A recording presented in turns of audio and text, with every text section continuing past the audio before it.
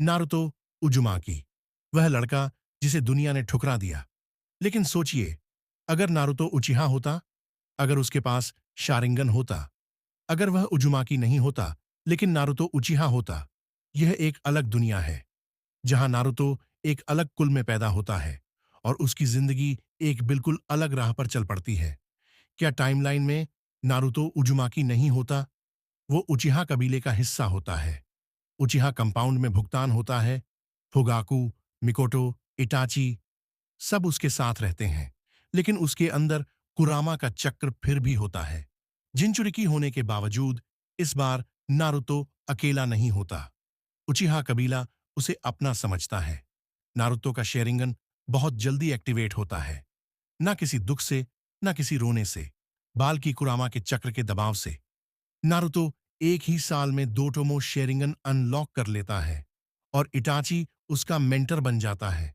ससुके उसका भाई बन जाता है, दुश्मन नहीं।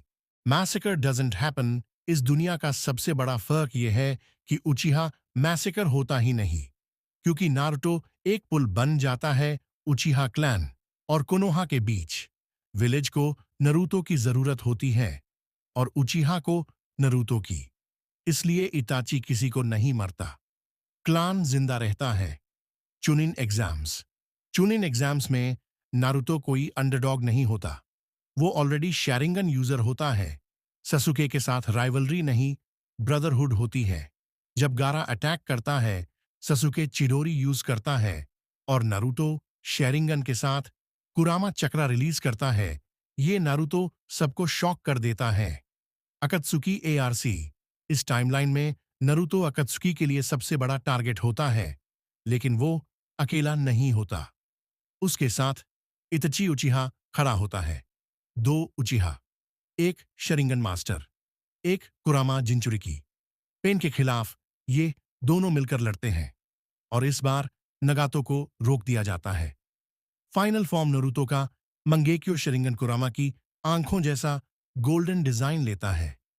वो सुसानु को कुरामा के ऊपर समन करता है, एक ह्यूज गोल्डन सुसानु कुरामा हाइब्रिड फॉर्म।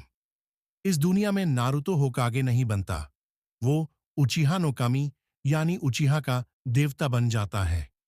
तो ये थी वो ऑल्टरनेट रियलिटी जहां नारुतो एक उचिहा था। तुम्हारे हिसाब से क्या नारुतो ज्यादा पावरफुल होता या ज्यादा डेंजरस? कमेंट में बताओ।